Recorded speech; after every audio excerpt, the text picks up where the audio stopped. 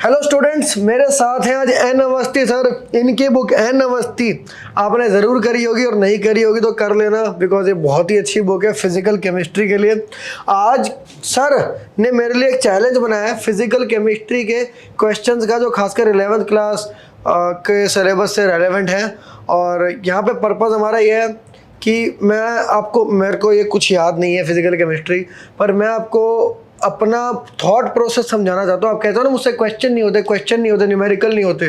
तो आज एक तो हम केमिस्ट्री के one of the best teachers of India physical chemistry के, उनके साथ खड़े हैं, वो मुझे सिखा रहे होंगे और साथ में मैं भी आपको अपना जो है thought process as an IITian वो दिखाने का प्रयास कर रहा हूँ। मेरी उम्मीद है आपको ये बहुत हेल्प करेगी। आप इसको एंड तक देखना और ये चैलेंजिंग क्वेश्चन आप भी मेरे साथ साथ अटैम्प्ट करो। बाकी NA सर बताएंगे उन्होंने किस तरह चैलेंज बनाया और क्या कैसे क्वेश्चन हैं। सर एक बार आप ये प्लीज़ क्वेश्चन समझा दो बच्चों के लिए भी और मेरे लिए भी, फिर हम इसको अटैम्प्ट कर पाएंगे। और आप भी अटैम्प्ट करना पूरा दिल से। निशांत भाई देखो इसमें क्या हो रहा है, 75 ग्राम का आपका NaOH का aqueous solution, aqueous means water solvent है, इसको हम वेपोराइज कर रहे हैं कुछ समय के लिए। तो जो सॉल्वेंट है उसका कुछ पोर्शन जो है वो आपका इवोपरेट हो जाएगा, उसका मास भी आपको दे रखा है।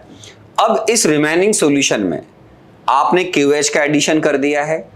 इस KOH के सॉल्यूशन या KOH को ऐड करने के बाद मोलालिटी रिजल्टेंट सॉल्यूशन में OH माइनस की प्रोवाइड कर दी गई है, 5 है।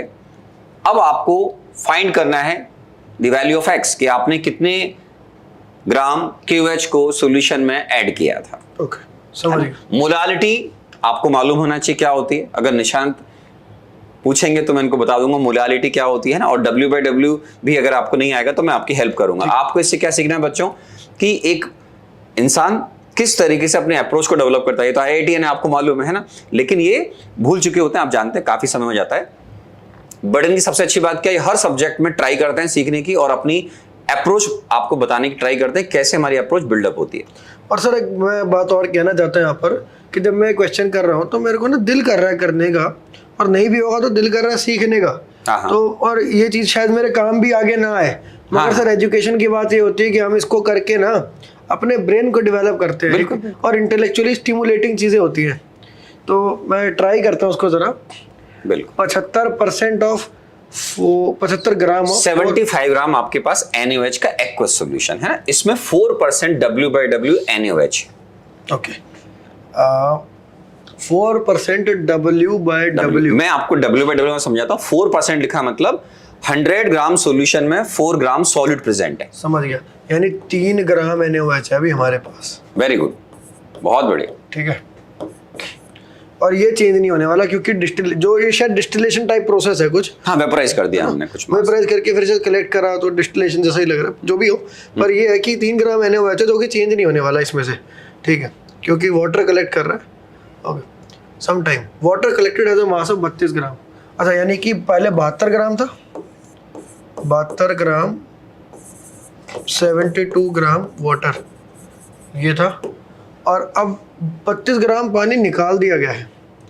ठीक है, इसमें से निकाल दिया तो 40 ग्राम रह गया।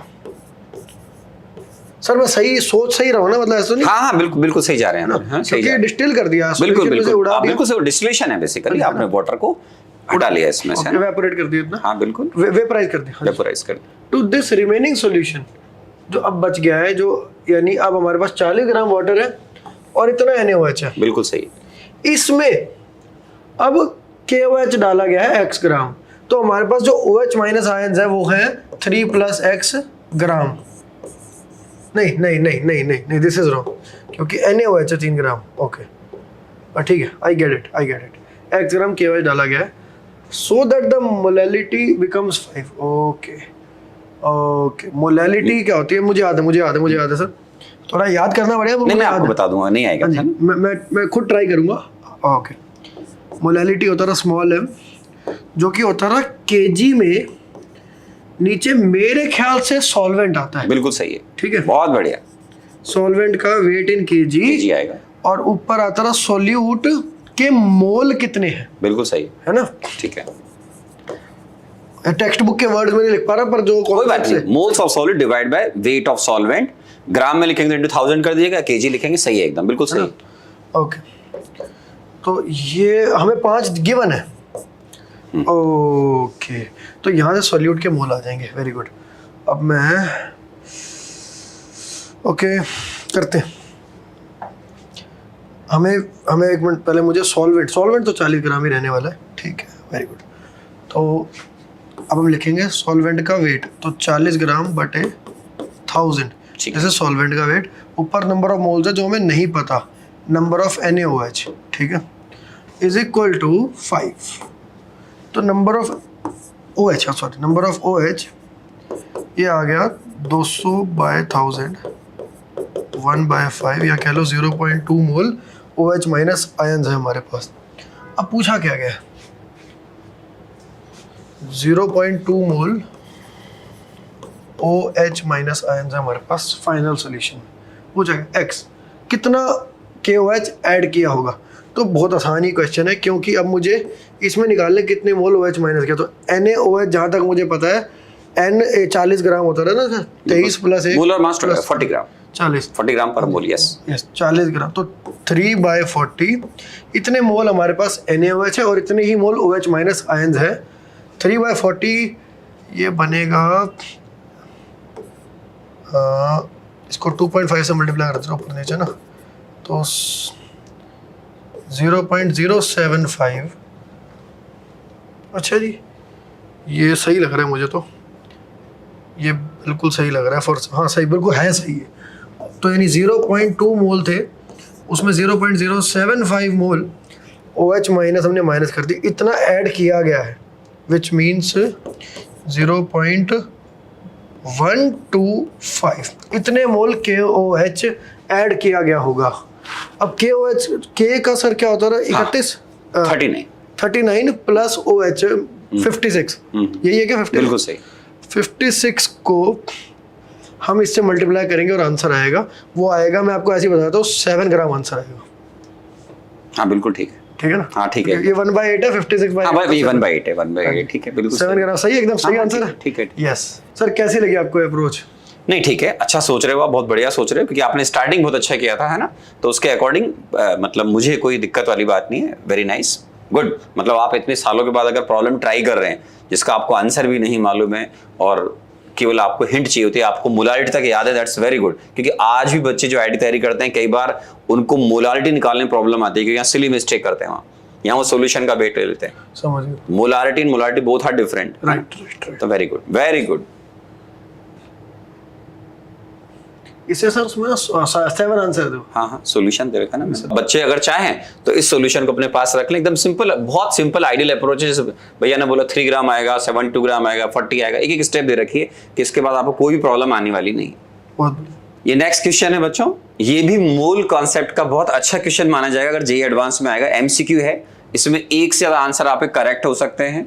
जेईई एडवांस में मेरे एक्सपीरियंस के अकॉर्डिंग बच्चों के सबसे कम मार्क्स MCQ में आते हैं, है ना। सर्टेन H2O2 का वॉल्यूम है, V का मतलब वॉल्यूम स्ट्रेंथ होता है जो आपको क्लास में बताया जाता है। दो आपने H2O2 के डिफरेंट वॉल्यूम स्ट्रेंथ के सॉल्यूशन को मिक्स किया है और रिजल्टेंट सॉल्यूशन की डेंसिटी आपको प्रोवाइडेड है, ओके। और अब आपको बताना है कि इन सारे स्टेटमेंट मतलब ABCD में से आपके कितने स्टेटमेंट करेक्ट हैं। आप एक टर्म पढ़ते जाएं तो जेईई के हिसाब से बिल्कुल रिलेवेंट प्रॉब्लम है। एक तो सर आपने जो बात बोली मैं रिलेट कर सकता हूँ उससे कि एडवांस में जो मल्टी करेक्ट वाला पार्ट होता है, कई बार मैं उसको पूरा का पूरा स्किप कर देता हूँ कि उसको बाद में देखूंगा, पहले थोड़ा इंटीजर है कहीं से थोड़ा फ्लो बना लूँ, तो वो होता है उसमें कई बार तो इतने मुश्किल पेपर आ जाते हैं कि एक सेक्शन में मतलब 4 क्वेश्चन है मैथ में मल्टी करेक्ट, तो उसमें से कहते हैं चलो एक कर देंगे तो ठीक है, वरना इसको छोड़ो, क्योंकि और भी बहुत सारी चीज़ होती है पेपर में, तो इसमें कम अटेम्प्ट। इसमें बच्चों को ये सजेस्ट करता हूं मैं कि जब आपको लगता है कि प्रॉब्लम की अप्रोच आप समझते हैं, तो अगर उसके किसी भी पार्ट में अगर आपको लगता है कि थोड़ा गड़बड़ मामला, उस पर्टिकुलर पार्ट को आप छोड़ दें, क्योंकि उससे क्या होगा, वो गलत नहीं होगा, तो आपको पार्शियल मार्क्स मिल जाएंगे। बिकॉज जेईई एडवांस में पार्शियल मार्क्स की बहुत वैल्यू है, क्योंकि अगर आपने एक भी ऑप्शन गलत कर दिया तो नेगेटिव में चले जाएंगे मार्क्स, और आप 4 की जगह मान लो 2 भी मिल रहे हैं तो पॉजिटिव मार्क्स बहुत काम आते हैं। राइट सर, 22.7 V H2O2 है ना, इसका तो मीनिंग समझा दो मुझे, इसका मीनिंग क्या है, ये कोई क्वांटिटी है, एक बार ये समझा दो। हाँ, इसको बोलते हैं वॉल्यूम स्ट्रेंथ ऑफ H2O2। अगर 22.7 V लिखा हुआ है, इसका मतलब होता है 1 लीटर अगर आप H2O2 का सॉल्यूशन लेंगे तो आफ्टर डिकम्पोजिशन वो आपको 22.7 लीटर O2 प्रोवाइड करेगा, 1 बार और 273 केल्विन पर। इसमें दो कंडीशन चलती हैं। ओल्ड थी 180 और 273 केल्विन, उसको बोलते हैं old STP. Now new STP is 1 bar and 273 kelvin. Okay, तो 1 बार और 273 केल्विन पर उससे हम एक फॉर्मूला बनाते हैं जो आपने पढ़ा होगा, मोलारिटी इज इक्वल टू, आप इसको यूज भी कर सकते हैं, molarity is equal to molarity of H2O2 solution is volume strength of H2O2 divide by 11.35। लेकिन ये 11.2 भी होता है, कंडीशंस का फर्क है। ये अगर एग्जाम में मेंशन नहीं है तो ऑब्वियसली ये आज की तारीख में हमारा एसटीपी यही होता है बच्चों, जिसको बोलते हैं स्टैंडर्ड टेम्परेचर एंड प्रेशर। तो उस पर एक फॉर्मूला आएगा। और एग्जाम में अगर आपको 1 ATM दे रखा हो एंड 273 केल्विन तो यहाँ पर 11.2 आता है। ओके, इस फॉर्मूला को फिर मैं और समझूंगा बाद में। हाँ। मगर मैं इस पे मुझे ये समझ आ गया, ये मेरे को यानी ये एक तरह से मोलैरिटी के प्रोपोर्शनल कोई क्वांटिटी है दे रखी, मैं इसको मोलैरिटी जैसा मान के आगे बढ़ सकता हूँ। बिल्कुल। और जब चाहूँ मोलैरिटी 1 मिनट में आ जाएगी। हाँ। ठीक है, तो यानी यहाँ दिखता है कि 2 सोल्यूशन है, एक है 22.7 वाला और एक है 45.4 वाला। तो इनकी मैं ना मुझे क्वांटिटी दिक्कत हो रही है, मैं इसकी वही निकालता हूँ मोलैरिटी। तो पहले वाले में मोलैरिटी मुझे दिख रही है 2 हो गई, क्योंकि इसको जब 2 हो गया यस। दूसरे में क्या है, इसका भी 2x है, तो ये 4 हो गई। ठीक है, ये है। और मुझे दिख रहा है वो 200 ml है और ये 800 ml है। तो ये तो उसने, मैं समझ गया, मिक्स करके क्या पूछ रहा है, the density which are correct. ठीक है, ऑप्शन देखते हैं। Volume final H2O2 solution, final वाले की मोलैरिटी निकल जाएगी, क्या आएगी, 2 × 200 प्लस 4 × 800 बाय 1000। ये रिजल्टेंट सॉल्यूशन की बनेगी कितनी, 3200 और 400 3600 3.6 और वॉल्यूम होएगा 1 लीटर सॉल्यूशन होगा। This is called molarity of resultant solution. Yes, ये मोलैरिटी है, मोल पर लीटर। ठीक है, ये मोलैरिटी आ गई। अब 3.6 है, ये 3.6 है, पूछी ये, तो ये मल्टीप्लाई करेंगे जब, तो 3.6 को अगर मैं 11 से करता तो 39.6 आता, 11 से करता तो ये 40 दे रखा है यहाँ, तो होगा तकरीबन, होगा। I think this is correct. फिर भी मैं एग्जाम में सजेस्ट करता हूँ बच्चों को आप कंप्लीट कैलकुलेशन करेंगे, करनी चाहिए। ओके, मोलैरिटी पर मुझे एनए सर पे ट्रस्ट है कि वो कैलकुलेशन में यहाँ तो नहीं फंसा रहे हो, पता नहीं क्यों। नहीं, ठीक है, फंसा भी सकते हैं तो, ठीक है। मोलैरिटी ऑफ, मैं वो चीटिंग नहीं करता कि 40.6 आ रहा उसको 86 कर रहे हैं, नहीं समझ रहे आप। ठीक है, वो सर वो आईआईटी में तो नहीं होता मेरे ख्याल से ऐसा, मेंस में शायद हो जाता है। जेई एडवांस में एक बार हो गया था, 2R आंसर आ रहा था, उन्होंने 4/2R लिख रखा था। वो तो सर एरर है उनकी तरफ से, एरर हो गया। नहीं, एरर नहीं है, 2R आंसर 4/2 को सॉल्व करोगे तो 4/2R 2R ही आएगा। थर्मोडाइनमिक्स में क्वेश्चन आया था। और कई बार पैनिक में बंदे को, हाँ, बच्चा प्रेशर में गड़बड़ कर देता है, तो गलत। मतलब आपको आंसर 2 आना चाहिए और आपको लिखा हुआ एग्जाम में 4/2, तो प्रॉब्लम वाली बात है। Molarity of final H2O2 solution is, molarity निकालनी है H2O2। मोलैरिटी क्या होता है, वही कि mole upon weight of solvent. ठीक है, तो इन केजी। तो मोल तो मुझे देखो, अगर ये लीटर ही सॉल्यूशन है तो मोल तो 3.6 ही है। अब मुझे क्या चाहिए, वेट ऑफ सॉल्वेंट चाहिए। वेट ऑफ सॉल्वेंट के लिए मुझे डेंसिटी दे रखी है, तो 1.022 kg। ओके, अब मैं इसको लिखता हूँ ज़रा, 1.022 kg ये है वेट ऑफ सॉल्यूशन। और H2O2 उसमें है 3.6 मोल्स, और H2O2 17 × 34, तो ये हमारा आ गया वेट ऑफ H2O2। ये कितना आएगा, तो इसको मैं मल्टीप्लाई करता हूँ, 34 और ये 36, 4 और 12 और तो 144 हो गया। ये आ गया 108 आएगा, 4221 1224 122.4 आ गया। तो ये आएगा किस में, ये ग्राम है, तो -122.4 ग्राम के, नहीं ग्राम है ना, ठीक है। इसको 1000 से डिवाइड करेंगे, माइनस नहीं हो रहा है सर, ये कैलकुलेशन आएगी इसमें। नहीं, इसको आप ग्राम में कन्वर्ट कर लो, है ना। इसको देखो ग्राम में अभी देखो आपके पास जो ये ना वो डेटा आप जो लोगे ना 1.0224 है। देखो मैं डेटा बहुत इजी सेलेक्ट करता हूँ, ओके मैंने 4 और लगाओ यहाँ पे, है ना। और केजी इसको ग्राम में आप कन्वर्ट कर लो। ओके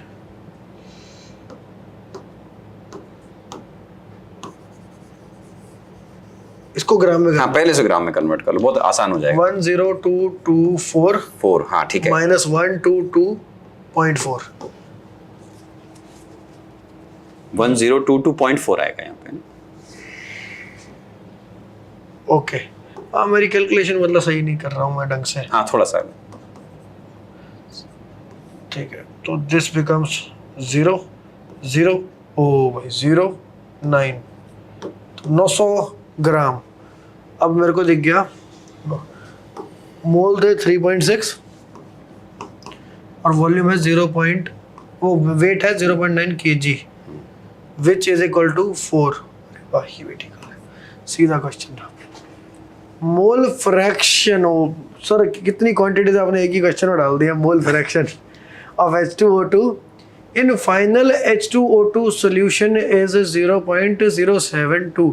सर क्या एक कोई एक फार्मूला हुआ करता था शायद, अगर वाटर ऐसा पता नहीं शायद है था भी कि नहीं, पर अगर वाटर और दूसरा कोई सोल्यूट है तो उसके अंदर मोल फ्रैक्शन शायद डायरेक्टली निकल जाता है, ऐसा कुछ था या नहीं था? नहीं आप सिंपल निकालो, मोल्स ऑफ क्या निकालना, moles of H2O2 divide by total moles, means moles of H2O2 plus moles of water.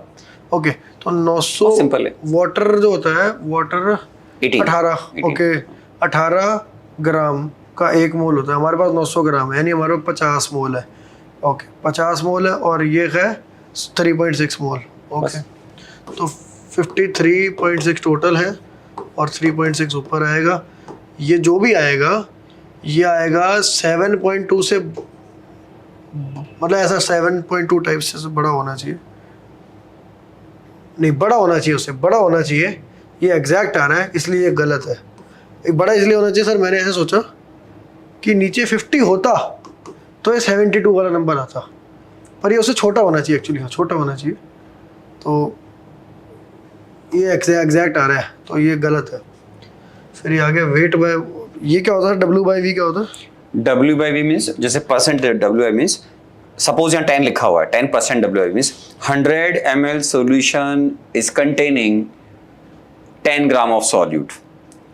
अगर सपोज यहाँ 10% लिखा हुआ है, it's mean 100 ml solution containing 10 gram solute. V volume of solution को रिप्रेजेंट करता है और W आपका वेट ऑफ सॉल्यूट को रिप्रेजेंट करता है। समझ गया। तो 100 ml सॉल्यूशन मेरे पे था, या इसको आप बहुत इजी करके परसेंटेज W का मतलब वेट ऑफ सॉल्यूट, मैं आपको लिख देता हूँ, परसेंटेज W/W, वेरी सिंपल है ना। इसको आप ऐसे भी समझ सकते हैं, वेट ऑफ सॉल्यूट, ठीक है शॉर्टकट में लिख रहा हूँ, divide by volume of solution in ml, ठीक है ना, इनटू 100। ये आप ऐसे भी कर सकते हैं। क्या मैं इसको ऐसे डिफाइन कर सकता हूँ, एवरी 100 ml सॉल्यूशन में कितना वेट ऑफ सॉल्यूट है? बिल्कुल ओके ठीक है। तो ये तो मुझे पता यहाँ दिख रहा है 1 to 2.4 दिख रहा है, ये है टोटल में 1000 लीटर में 1000 ml में, तो 12.24 होगा। तो ये भी ठीक है। ABD सही है सर? हाँ ABD हाँ ठीक है। कैसे सॉल्व किया बच्चों को तो बताओ। ये कैसे, अच्छा वही तो आसान था। ये तो 1000 ग्राम में 1000 ml में, क्योंकि हमने 1000 ml कर रखा है, उसमें गिवन है, हमने अभी निकाला था 1 to 2.4, तो मैं 100 ml में निकालना सर यही तो डेफिनेशन है। 100 ml में कितना होता है? यूनिटरी मेथड है 1 to 2.24। बिल्कुल बहुत इजी अप्रोच है। मैं देखो इसमें कैलकुलेशन है, ये बच्चों के लिए सॉल्यूशन है। अगर आपको किसी भी पार्ट में और लगे कि यू नीड मोर क्लियरिटी तो आप इसको यूज कर सकते हैं। सॉल्यूशन है, स्क्रीनशॉट ये देखिए ना, आपने क्या बिल्कुल सही सॉल्व किया, एक ही स्टेप में आंसर आ रहा है और कैलकुलेशन इसकी बहुत खराब नहीं है। हाँ जी, आपने ऐसे डेटा वेल डिजाइंड है तो आपको प्रॉब्लम नहीं है। तो मैंने कहा था ना सर कि 72 से छोटा होगा जो भी होगा। हाँ तो बिल्कुल सही, आप बिल्कुल शार्प माइंड है ना। भले ही आपको बहुत समय हो गया बट आपकी अप्रोच अच्छी है ना। थैंक यू सर ने ये एटॉमिक स्ट्रक्चर का क्वेश्चन थ्रो कर दिया। ओह सर समझाना जरा एक बार समझा दो। मैं इस क्वेश्चन में बता रहा हूँ आपको, पैसेज की तरह हो गया ये। जेई में अभी तक जो आते हैं उसमें पैसेज में जनरली 2 या 3 क्वेश्चन SCQ के होते हैं। मैंने पहली बार इसमें क्वेश्चन में आपके दोनों जो क्वेश्चन है वो MCQ हो सकते हैं। देखिए आप electrons species, the possible values. तो निशांत भाई हो सकता है आने वाले टाइम में IIT JEE में ऐसा हो कि पैसेज आए और उसमें 2 क्वेश्चन और दोनों MCQ हों। ये बिल्कुल पॉसिबिलिटी ओपन है। IIT में पैटर्न कुछ फिक्स नहीं होता है, तो उसको ध्यान में रखते हुए मैंने मेरे ही शीट का प्रॉब्लम था उसको इस तरीके से कन्वर्ट किया, मॉडिफाई कर दिया है सर। ऐसे बल्कि ये जो MCQ वाली चीजें मल्टीपल करेक्ट, हाँ, ये मेरे पेपर में हाँ, 16 के में और शायद 15 के में भी आया था, multi correct in comprehension. Yes, अच्छा उस समय आ गया था आपके 16 में मुझे अच्छे से याद है। अभी जो करंट ट्रेंड है उसमें जनरली ये SCQ आते हैं, SCQ हाँ, सब्जेक्टिव भी पूछ सकते हैं। हाँ जी। मतलब इनकी चॉइस है भाई, इसमें कोई गलत कुछ भी नहीं है, मर्जी है सर, अपने को ओपन रहना चाहिए। बिल्कुल लास्ट मोमेंट पे पता चलेगा, बिल्कुल लास्ट मोमेंट पे। मार्क्स भी नहीं मालूम है, बस तीनों सब्जेक्ट के इक्वल होंगे ये मालूम है बस। हाँ जी। अब ये जो क्वेश्चन है मैं आपको थोड़ा सा इजी करता हूँ। सिंगल इलेक्ट्रॉन स्पीशी है समझ गया, जो H या He+ या Li2+ होते हैं, ठीक है। ये इसमें जो इलेक्ट्रॉन प्रेजेंट है वो जंप कर रहा है 3 से 1 लेवल पर, 3 से 1 लेवल पर जंप कर रहा है। अब जब इलेक्ट्रॉन आपका ट्रांजिशन होता है फ्रॉम हायर स्टेट से लोअर स्टेट, तो एनर्जी फोटोन की फॉर्म में रिलीज होगी। Emitted photons when pass through a sample containing excited He+ ion.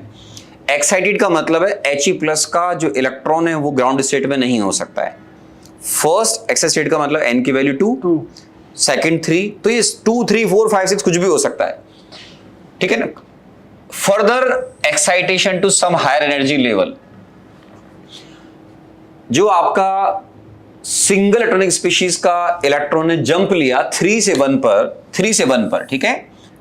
ये 1, 2, 3, ये n = 1, ये n = 2 और ये n = 3, ठीक है। इसमें इलेक्ट्रॉन आपका जब जंप मार रहा है 3 से 1 पर, ये इलेक्ट्रॉन जंप मार रहा है, ठीक है। तो इससे जो फोटोन निकलेगा उसको He+ ने गेन कर लिया। He+ के लिए n का वैल्यू क्या है मालूम नहीं है, लेकिन ये मालूम है कि ये एक्साइटेड स्टेट है, दैट मे बी 2, 3, 4, 5, 6, 7, 8, 9, 10 व्हाटएवर।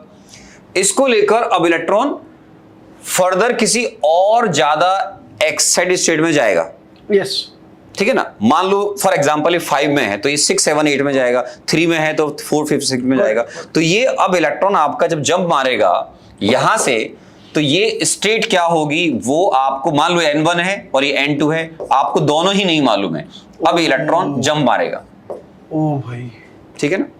तो ये क्वेश्चन हो गया आपका जिसमें ये सिंगल इलेक्ट्रॉनिक स्पीशी कौन है मुझे नहीं मालूम है, वो कुछ भी हो सकता है और भी आगे भी आप जानते हो सकता है ना। और ये इधर ये कंफर्म हो गया कि He+ है, लेकिन मैंने ये नहीं बताया कि इसमें इलेक्ट्रॉन किस स्टेट में प्रेजेंट है। JEE एडवांस के हिसाब से क्वेश्चन, क्या बात है, ये मजेदार क्वेश्चन लग रहा है।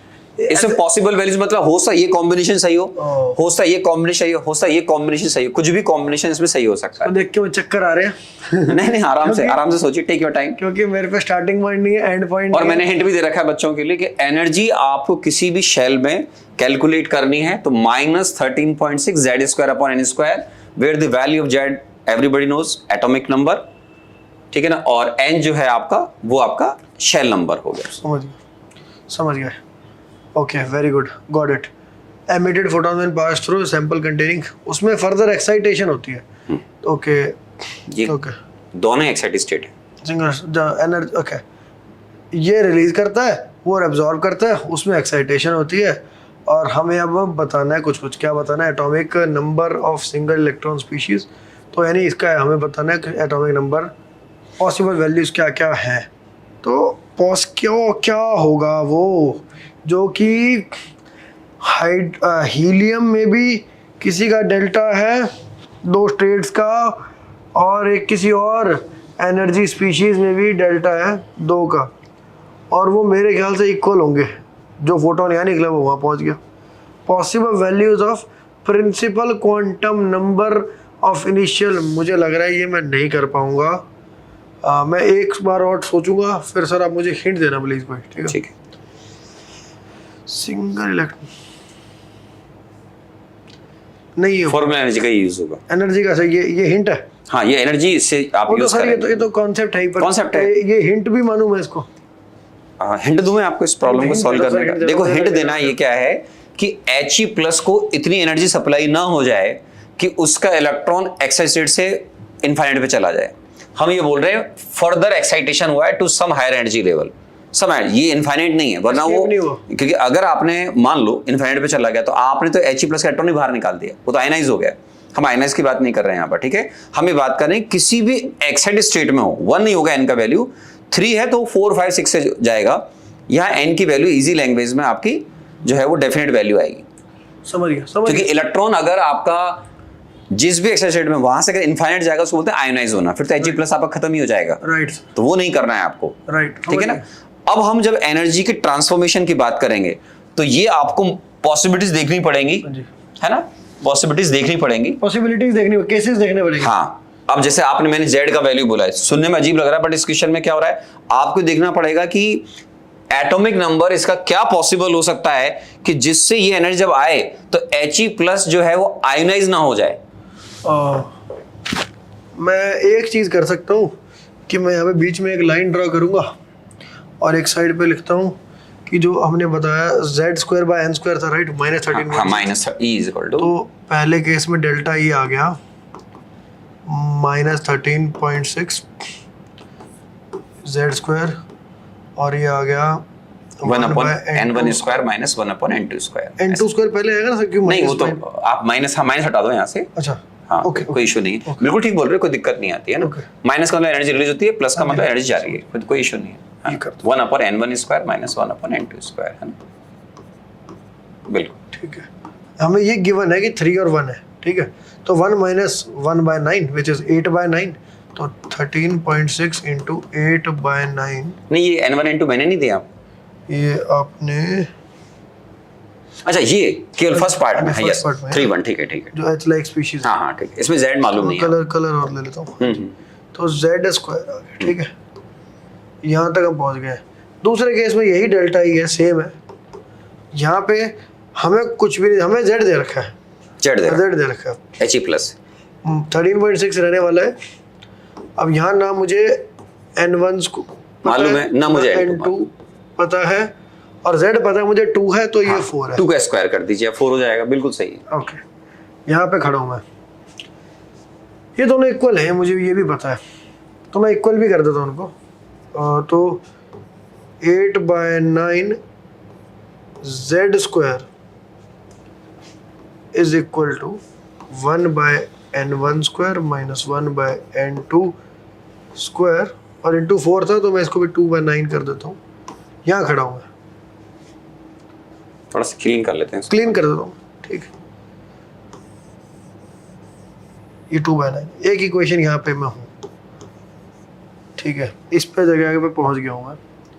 अब मैं शायद यहाँ कॉम्बिनेशन ट्राई कर सकता हूँ, मगर बट एक इक्वेशन 3 अननोन है सर। वही तो, कॉम्बिनेशन शायद ट्राई हो जाए। अच्छा, एक चीज़ इसमें ये है कि जो आपने मुझे बताई थी, मैं वो हिंट अब यूज़ करूँगा। अब यूज करो उसको। हाँ जी। तो n2 इन्फिनिटी नहीं होना चाहिए, नहीं होना चाहिए। तो यानी कि इसका ये जो भी नंबर आए, इसका रेसिप्रोकल एक परफेक्ट स्क्वायर नहीं हो सकता, ठीक है।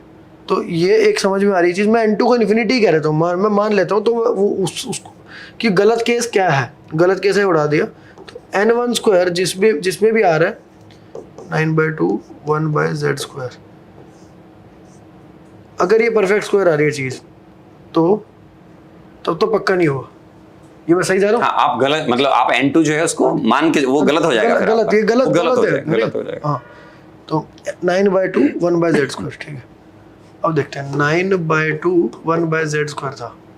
अब देखते हैं 9/2 z² लिख देते, बल्कि इसको, या 4.5/z² लिख देते हैं, जो आपकी इच्छा हो। 9/2 z² सही लग रहा है मुझे, ठीक है। अब देखते हैं, z की बात हो रही है, तो 9/2 z², मुझे 1 में कोई दिक्कत नहीं लग रही, 2 में कोई दिक्कत नहीं लग रही, 3 में कोई दिक्कत नहीं लग रही, 4 में कोई दिक्कत नहीं लग रही, 1 में नहीं है दिक्कत, 2 में नहीं है, कहीं पे भी परफेक्ट स्क्वायर नहीं बन रहा।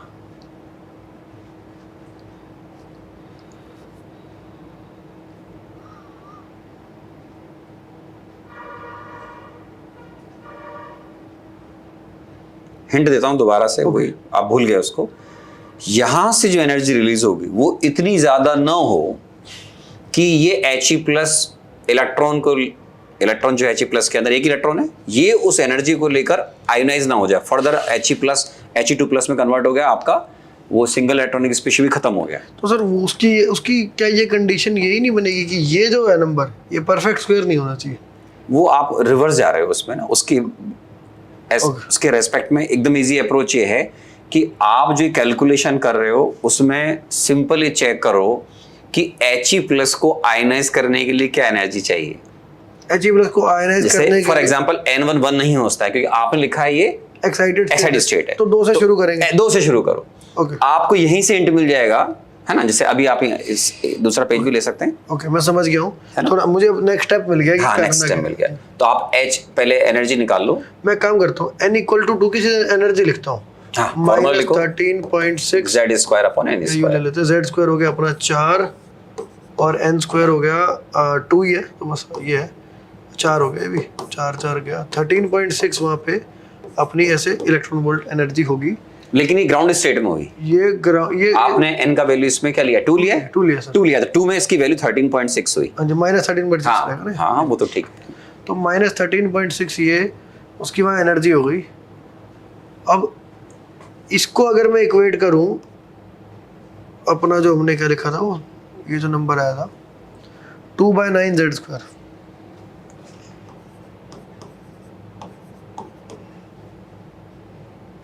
This is E। मैं समझ रहा हूँ, मुझे अब पता है N जो है starting point it is greater than और इक्वल टू 2, और जो एंड पॉइंट है वो इनफाइनाइट नहीं होगा, ये मुझे पता है। इस बात का मैं क्या करूँ, इस बात से मुझे दिख रहा है, कुछ दिख रहा है मुझे कुछ दिख रहा है कि इसका जो डेल्टा की मैक्सिमम वैल्यू है वो 13.6 है, ठीक है। तो इसकी यही डेल्टा है, वो फोटोन में 13.6 एनर्जी हो ही नहीं सकती, ठीक है। 13.6 भी एक लिमिटिंग केस है, उसमें भी बल्कि एस्केप कर जाएगा इलेक्ट्रॉन, बाहर निकल जाएगा, हाँ जी, 2 से बाहर निकल जाएगा। तो ये लेस देन का साइन रहेगा यहाँ पर, ये होना चाहिए, ये 13.6 होना चाहिए, लेस देन 13.6 रहेगा तब तक सेफ है। अब मैंने इसको ऐसे डिफाइन किया, अब मैं इसको आगे लिखता हूँ। 13.6 का आधा क्या होता है, 6.8 into 9 Z² should be less than this। Okay, इसको भी मैं लिख लेता हूँ, 6.8 becomes 68, 6.8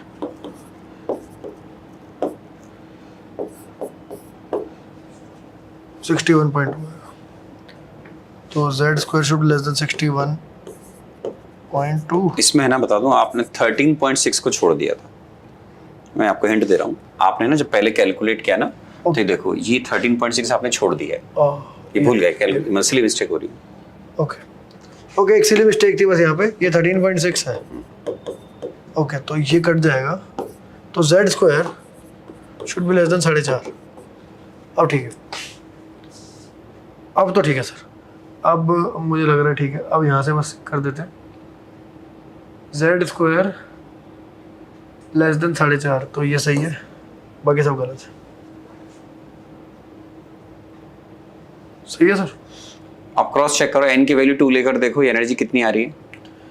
आप Z की वैल्यू 2 लेकर देखो एक बार, सिंपल फॉर्मूले से।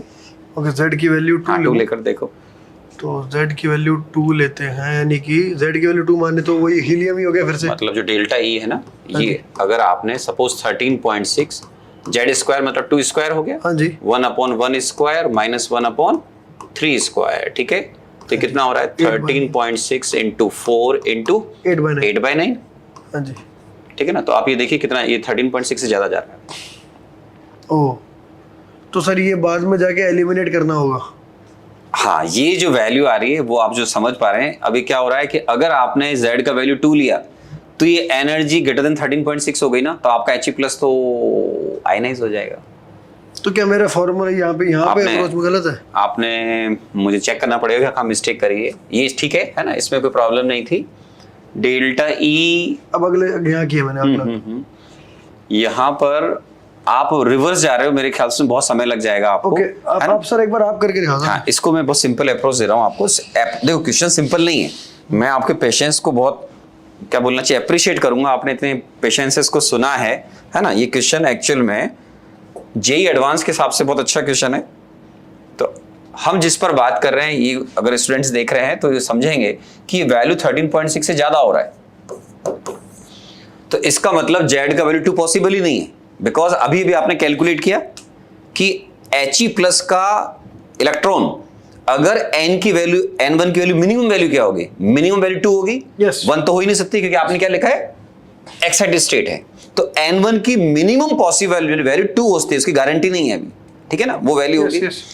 अब आप n1 की वैल्यू अगर 2 लोगे, तो मैंने अभी आपने कैलकुलेट किया कि 2 पर अगर आप कैलकुलेट करोगे तो 13.6 आ रही है। तो इसका मतलब आपको इस इलेक्ट्रॉन को एनर्जी 13.6 से कम मिलनी चाहिए।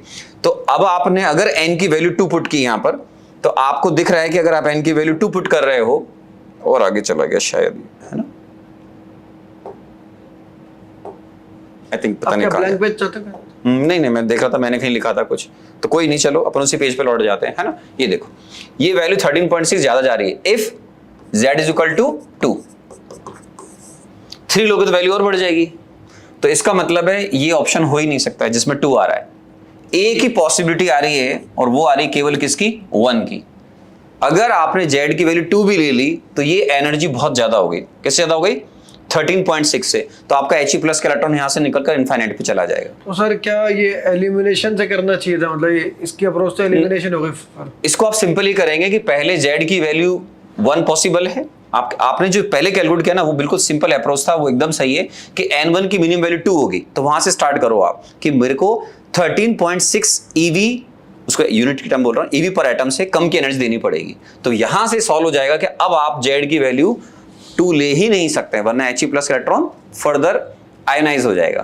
तो आपको z की एक ही वैल्यू पॉसिबल है, बिकॉज 2, 3, 4 लेंगे तो वैल्यू बहुत हाई हो जाएगी, वो हर कंडीशन में He+ को आयोनाइज कर देगी। तो only possible value of z is just 1, है ना। अब आपको एक हिंट मिल गया।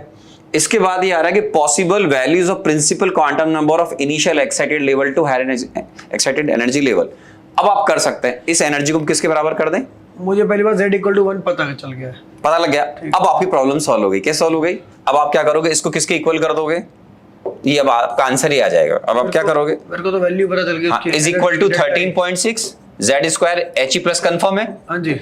1 upon n1 square minus 1 upon n2 square, जिसमें ये कंफर्म है कि n1 का वैल्यू 1 नहीं हो सकता है। अब आप सॉल्व करेंगे तो कैंसिल हो जाएगा। हाँ जी। ये आपका 2 का स्क्वायर मतलब 4 हो गया, ये सॉल्व हो गए।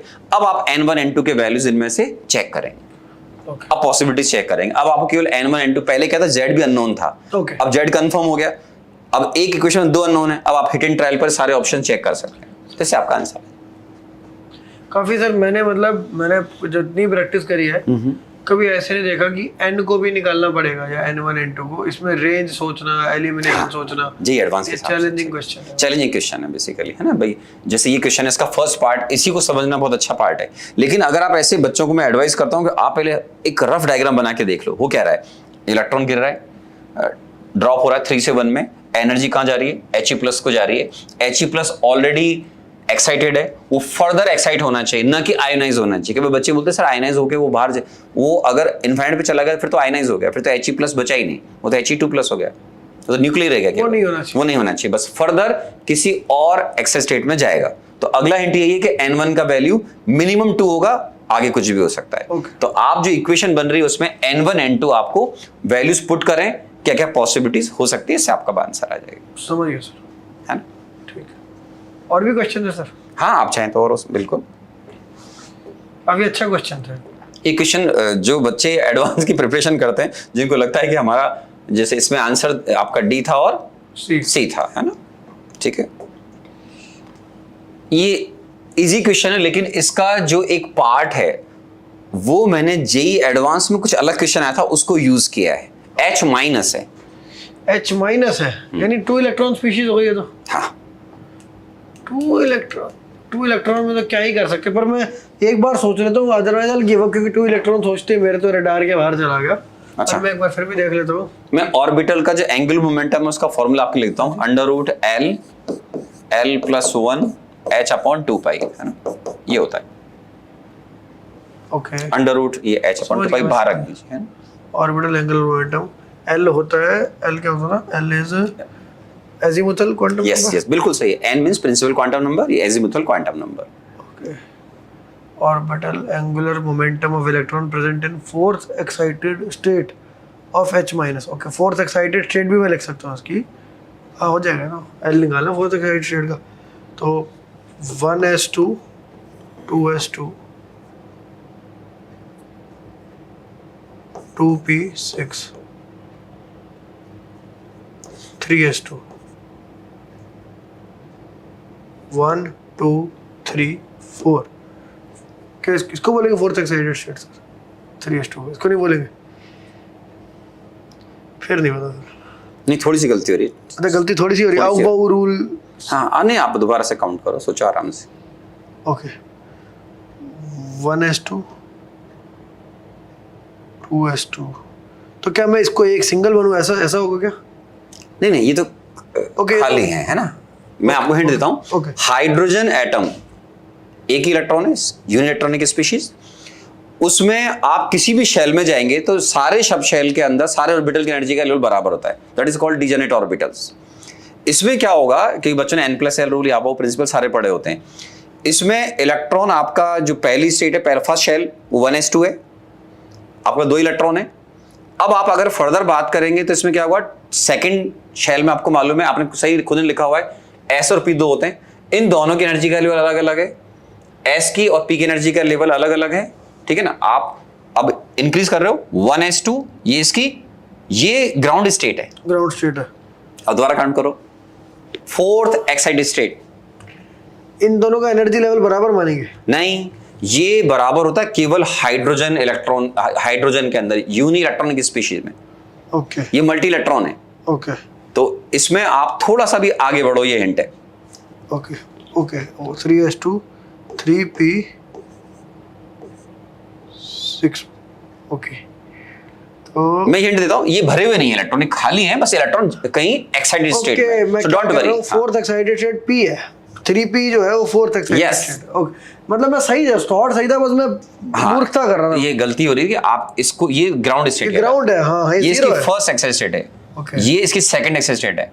हाइड्रोजन में क्या होता है सर, अगर हाइड्रोजन होता निशान भाई, तो ये आपकी फर्स्ट एक्साइटेड स्टेट है, ये चलती समझ गया। है ना, क्योंकि उसमें एक शेल के अंदर जितने भी सब शेल है, जितने भी ऑर्बिटल है, उन सब की एनर्जी का लेवल हाइड्रोजन के अंदर बराबर होता है। लेकिन ये H माइनस है, इसमें इलेक्ट्रॉन्स कितने हो गए, 2, मींस मल्टी इलेक्ट्रॉनिक स्पीशी हो गई। समझ गया। अब मेरे को ये समझ आ गया, 3p है, p के लिए मेरे को ज्यादा कहा था जीरो से। सर p का वो क्या होता है? हाँ, मैं हेल्प करता हूँ। s ऑर्बिटल के लिए l का वैल्यू 0 होता है, 1s तो p के लिए l का वैल्यू 1 हो गया, √2h/2 है ना।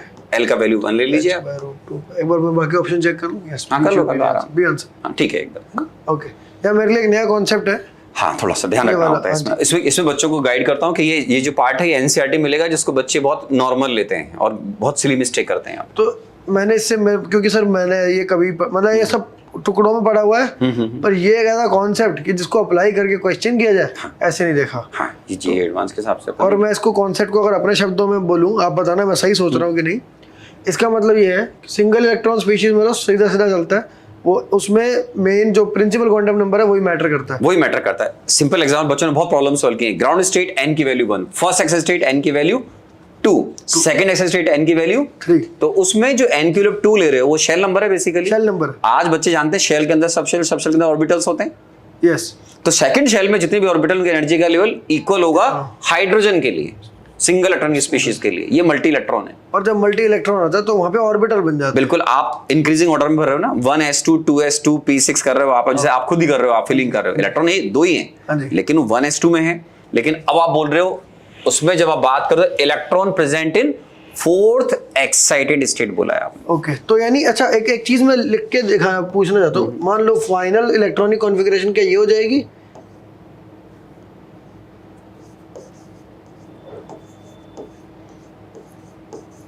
क्या ये है फोर्थ एक्साइटेड स्टेट?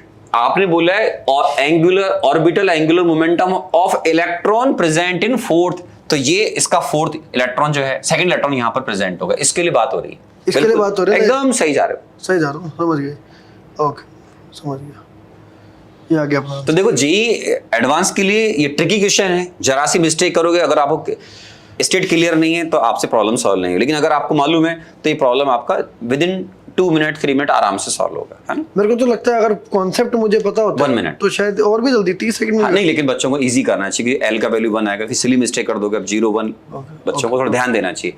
अगर कैलकुलेशन में जरा सा एरर हो गया तो ऑप्शंस केवल के एग्जाम ऐसे लिखे होते हैं √2h/π, आपने ध्यान नहीं दिया फिर आपको दिक्कत हो जाएगी फिजिक्स। ये भी अपना एटॉमिक स्ट्रक्चर का आ गया है। सर आप एक बार समझा दीजिए क्वेश्चन बच्चों के लिए भी, ये आप पेन ले सकते हैं। ये बच्चों थोड़ा सा बीटा लाइन का मतलब होता है alpha beta gamma line.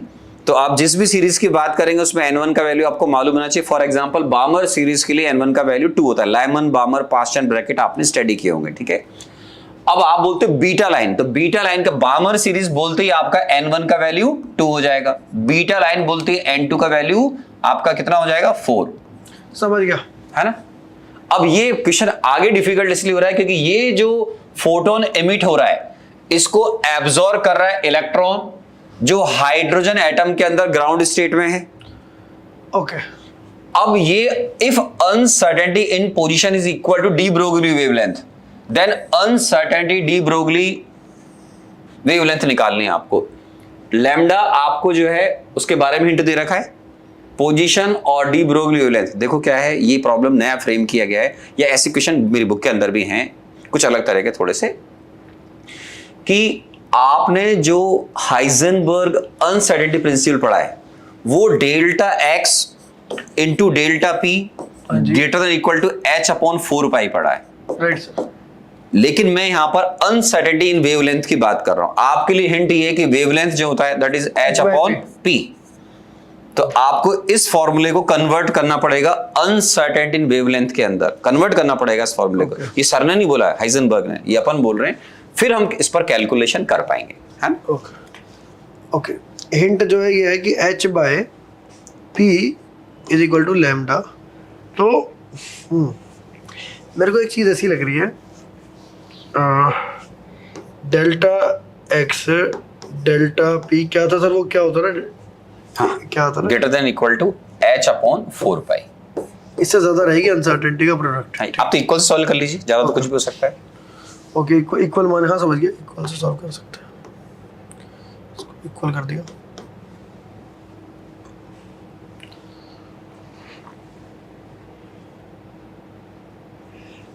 Sir देखो वैसे तो मैं इसको थोड़ा मैथ्स यूज करना पड़ेगा, डिफरेंशिएशन की तरह हिंट दे रहा हूं। हाँ, differentiation- मैथ्स यूज करना पड़ेगा। मेरा दिल तो वही कर रहा है पर पता नहीं, मैं देख लेता हूँ। करो करो, तो इसको दिल तो की मैं बात ऐसे- माननी चाहिए। दिल की बात माननी चाहिए। ओके, तो p is equal to h/λ हो गया। ऐसा तो मैं कर दूंगा, डेल्टा p जो आएगा, मतलब dp जो आएगा ऐसे समझ लेते हैं, वो आएगा माइनस h/λ² d लैम्डा। क्या ये मैं सही जा रहा हूँ? हाँ, सही जा रहे हो। इसी को डेल्टा बोल देता हूँ सही जा रहे हो। रफली, विच मीन्स, अब इन्होंने बोली एक बात है, एक मैं इसको थोड़ा साफ अच्छे से लिख लो, आप हाँ बच्चे जी, को टेंशन में आ जाएगा। हाँ जी, ये मैं ओके। तो डेल्टा p ये हो गया डेल्टा लैम्डा।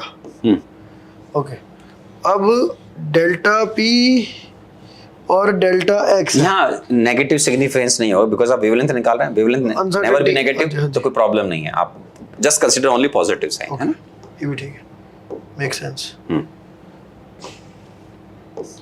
ठीक है, अब यहाँ पर आ जाते ये हैं आपने इसको डिफरेंशिएट किया है, ठीक है। डिफरेंशिएशन करके। यस, अब डेल्टा x, डेल्टा इन्होंने बोला था delta x is equal to delta is equal to de Broglie wavelength. तो ये लैम्डा यानी कि, यस, और डेल्टा भी हमें पता है h/λ² delta lambda, h/λ² delta lambda is equal to h/4π। h cancel हो गया, एक लैम्डा कैंसिल हो गया, तो delta lambda is equal to λ/4π। De Broglie wavelength क्या होगी? अच्छा, डी ब्रोगली वेवलेंथ क्या होगी? अभी तक अपन सही जा रहे हैं। सही जा रहे हैं। ओके, अब मैं इसको कोई मिस्टेक करोगे तो वो अलग चीज है, लेकिन मतलब कॉन्सेप्ट सही जा रहा है अभी एकदम। ओके, ये अनसर्टेनिटी इन वेवलेंथ निकाल रहे हो wavelength आप। है। यस, ये डेल्टा निकाल लैम्डा। दिया, अब आपको लैम्डा निकालना पड़ेगा। अब मुझे लैम्डा निकालना पड़ेगा। अच्छा, अब मैं एक चीज, अब ये यहाँ से शुरू हुआ था और इसका क्या इंटरप्रिटेशन है ये समझने की कोशिश कर रहा हूँ। मुझे लग रहा है मैं फेल हो जाऊंगा वहाँ पे। नहीं, कोई बात नहीं, आप पर आराम मैं से ट्राई करता हूँ, एक ट्राई मारता हूँ। ट्राई करिए। Photon emitted in beta line of बामर series. तो इसकी वेवलेंथ एक गिवन है, फोटोन की वेवलेंथ गिवन है, यहाँ से निकल जाएगी, ठीक है। This photon is absorbed bye an electron present, ठीक है। इफ, अच्छा उसमें भी एच एटम दे रखा है, पता नहीं क्या पता वो भी यूज होता हो। उसमें मैं ये डेल्टा एक जो वो वहाँ पे फोटोन एक्सेप्ट हुआ, ठीक है। अब हमें क्या पूछा, position is equal to de Broglie then uncertainty, then delta lambda ही पूछा हुआ है, और लैम्डा है उस फोटोन की वेवलेंथ। उस फोटोन की वेवलेंथ कैसे आएगी, यहाँ से आएगी, ओके पहले यहाँ से सॉल्व कर। ओके, हो गया। ये बामर सीरीज, लाइमन बामर, यानी N2 बामर क्या डिसाइड करता है हमारा, फॉर्मूला बताता हूँ मैं आपको। हाँ जी, 1 by lambda is equal to constant r z square, r z square 1 upon n1 square minus 1 upon n2 square, ठीक है। यस, तो पहले मैं एक बार N1 N2 आइडेंटिफाई करना चाह रहा हूँ। बिल्कुल। बामर के लिए आपका N2 रहना चाहिए 2, ठीक है। n1 2 रहना चाहिए। N1, हाँ, वहां से उसको एक्साइट किया जाएगा, एमिट हुआ है ना सर। हाँ, इमिटेड है ना बीटा लाइन, तो एमिट हुआ तो इलेक्ट्रॉन नीचे आएगा। हाँ, नीचे आता है। तो फाइनल 2 होना चाहिए, तो N2 2 होना चाहिए सर। N2 फाइनल होता है ना। नहीं, आपने यहाँ पे ये पॉजिटिव होती है वेवलेंथ की वैल्यू ले रखी है, तो आपको n1 जो n2 और n1 है ना, ये n2 की वैल्यू n1 से हायर होगी, ओके, तभी वैल्यू पॉजिटिव आएगा ना। ओके, तो अपना इलेक्ट्रॉन ड्रॉप हो रहा है कहाँ से, किसी हायर स्टेट से, लेकिन वो कंफर्म है कि इसमें n1 का वैल्यू आप 2 ही लेंगे। N1 2 है, ओके, N1 की N1 2 value समझ गया, मैं समझ, ओके। N2 से N1 आ रहा है, वो ऐसे इलेक्ट्रॉन n2 से ओके, n1 ऊपर से हायर N1 फाइनल है, हाँ, N1 फाइनल वो स्टेट, हायर जी लेवल से लोअर एनर्जी लेवल पे आ रहा है। ओके, ओके, समझ गया। वो डिफाइन हमने पहले ही कर रखे लेवल्स, हाँ, ओके, जैसे फर्स्ट फ्लोर पे आ रहा है वो एक तरह से। हाँ, ऐसा बोल सकते हैं। समझ गया, ओके, तो मैं समझ गया। यानी अच्छा बोला, फर्स्ट फ्लोर आ रहा है, ग्राउंड स्टेट मतलब, हाँ जी। ग्राउंड फ्लोर मतलब लाइमन सीरीज, इलेक्ट्रॉन कहीं से भी गिरा ग्राउंड फ्लोर पे आएगा, लाइमन सीरीज, ठीक है, माइनस वेरी गुड। N2, अब N2 का क्या सीन है इसमें, देखो N2 बीटा लाइन है, हाँ, alpha line, beta line, gamma line. Alpha line हो गई एक ऊपर, बीटा लाइन हो गई 2 ऊपर, यानी ये 16 हो गया, मतलब 4, बिल्कुल ठीक है। ओके, यहाँ तक ठीक है। अब R की वैल्यू क्या होती है सर? नहीं, आप सिंपल R की टर्म में रखो, बहुत जल्दी सॉल्व होगा प्रॉब्लम। अच्छा, R Z स्क्वायर रखे, Z क्या था अपना, H ही तो 4 हो गया, ओके, 4 से ये भी गया, 3/4, 3R/4 आ रहा है। लेकिन देखो, इसमें बताऊं, आप जिस डायरेक्शन में जाना चाह रहे हैं, मैं आपको हिंट देता हूं, ये एनर्जी एब्जॉर्ब हो रही है फोटोन में, आप वेवलेंथ निकाल रहे हो, मतलब यही फॉर्मूला डेल्टा ई का होता है। जब आप सॉल्व करते हैं तो डेल्टा ई में आर हट जाएगा ना, ये एनर्जी आएगी, ये एनर्जी एब्जॉर्ब इलेक्ट्रॉन एब्जॉर्ब करेगा, फिर उसके कॉरेस्पॉन्डिंग एक वेवलेंथ आएगी। यस, ये यहाँ इसकी जरूरत नहीं है ना, ठीक है ना। तो आप डेल्टा ई, इसकी जगह मैं बहुत सिंपल करता, एनर्जी का फॉर्मूला लिखो, delta E is equal to, अच्छा सर, एक सवाल पूछ रहा हूँ। हाँ, इसको हटा दूं, इसको हटा दो, मैं एक सवाल, कॉन्सेप्चुअल सवाल पूछ रहा हूँ, क्वांटम मैकेनिक्स का जो डाउट है। ये हमने क्या किया, हम यहाँ पर जो लैम्डा लिख रहे हैं, ये जो लैम्डा लैम्डा जिस फॉर्मूला निकालते हैं, वो बेसिकली इलेक्ट्रॉन का जो फाइनल स्टेट है उसमें उसकी डी ब्रोगली वेवलेंथ क्या होगी, ये वो इसके लिए आपको डी ब्रोगली वेवलेंथ का जो कॉन्सेप्ट है, हाँ जी, कि इलेक्ट्रॉन कौन से ऑर्बिट में चक्कर लगाता है जिसमें वेवलेंथ एशिड इलेक्ट्रॉन सरकमफ्रेंस में फिट हो जाए, MVR = NH/2, हाँ, 2πr सरकमफ्रेंस हो गया, is equal to n lambda करना पड़ेगा, ये 2πr = n लैम्डा, यानी बेसिकली सर्कल में एक वेवलेंथ आ रही है, 2 आ रही है, हाँ, 2 आ रही है, बिल्कुल बिल्कुल, ये तो एनर्जी से कैलकुलेशन हो जाएगा इससे, है ना, ये तो अलग है, मैं समझ गया, ये एनर्जी मिलेगी अब आपको। मैं गलत जा रहा था, मैं अब समझ गया, हाँ, कोई बात नहीं।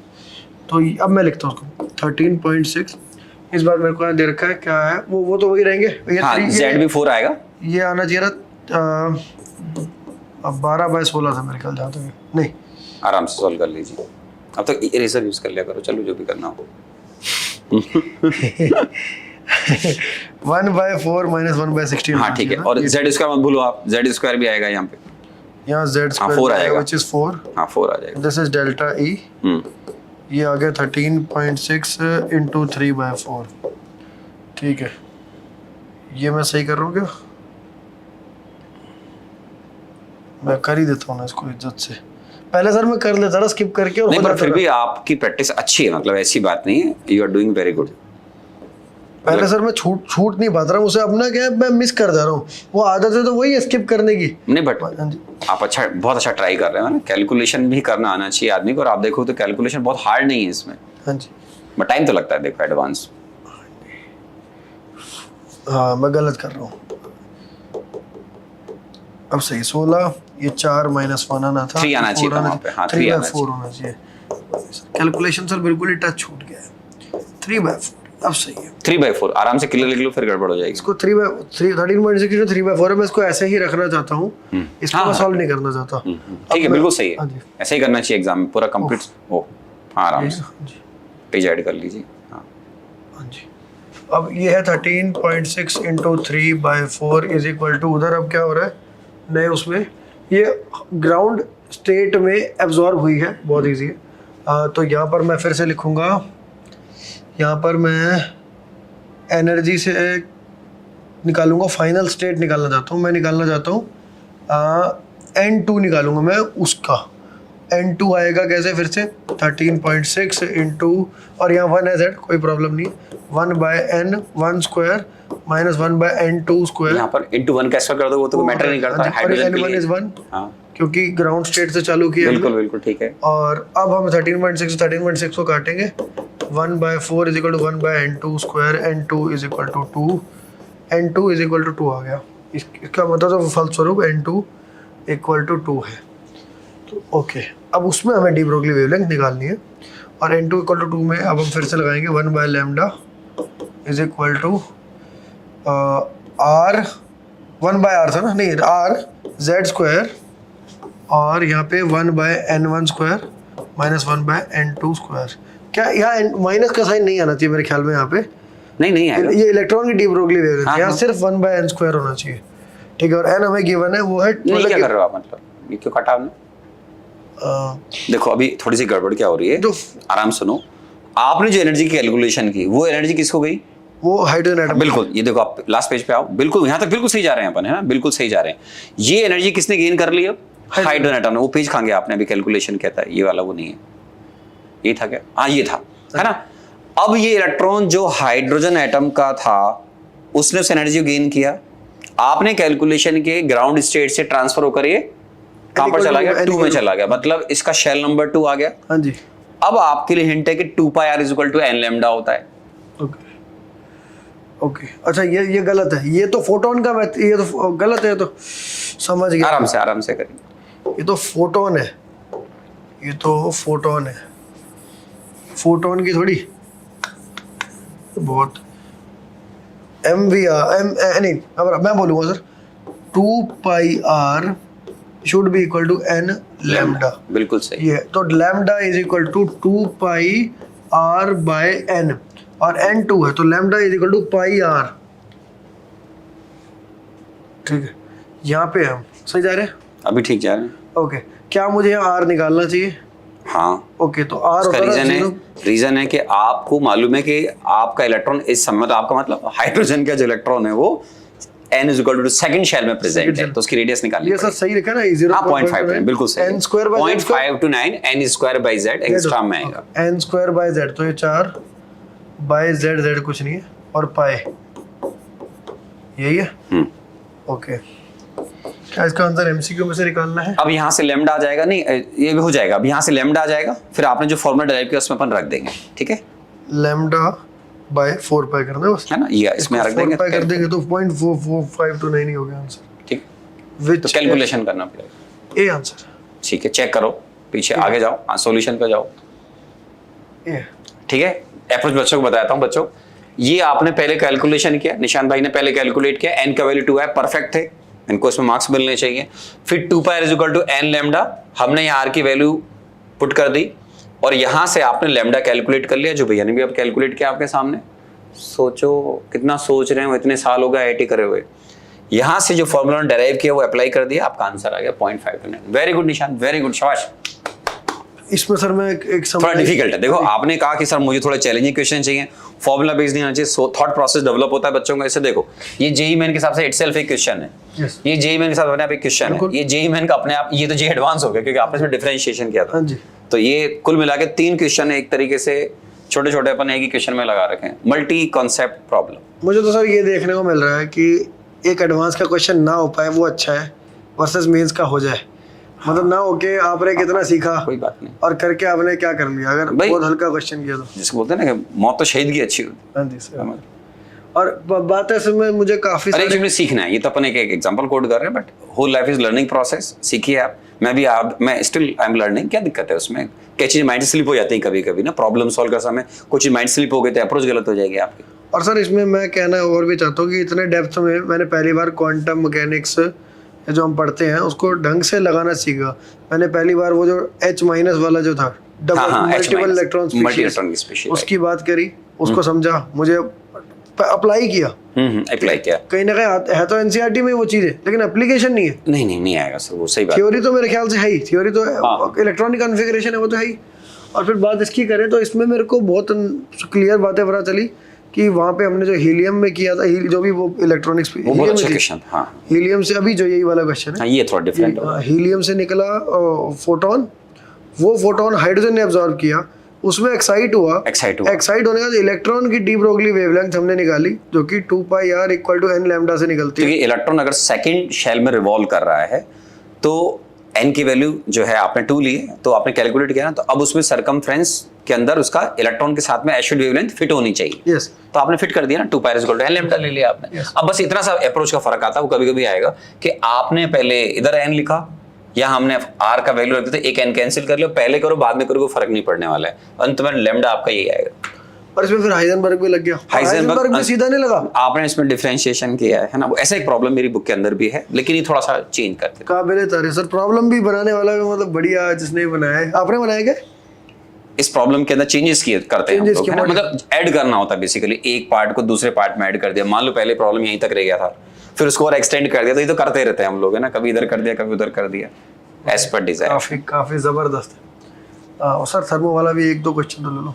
अच्छा ठीक है, तो मैं आपको थर्मोडायनामिक्स का मैं आपसे क्वेश्चन पूछूं डायरेक्ट, मैं आपको हिंट देता हूं पहले। हाँ ऐसा कर लो। हाँ जी, या ओरल क्वेश्चन लिख देंगे ऐसे आप? नहीं, मैं ग्राफ पूछूंगा आपसे, बस बच्चों ग्राफ बनाना है आपको, या आप ग्राफ बनाओगे बस, है? ओके, इस पे एक बार फिर ये लिख दे रहे, मैं लिख दूंगी। एक आप लिख दो थर्मोडायनामिक्स क्वेश्चन। अब मैं निशांत भैया को थर्मोडायनामिक्स पर बेस्ड एक क्रूशियल या 2 ग्राफ बनवाऊंगा आराम से, पहले हिंट दूंगा अगर इनको चाहिएगा तो, ठीक है। ये बेस्ड है थर्मोडायनामिक्स पर।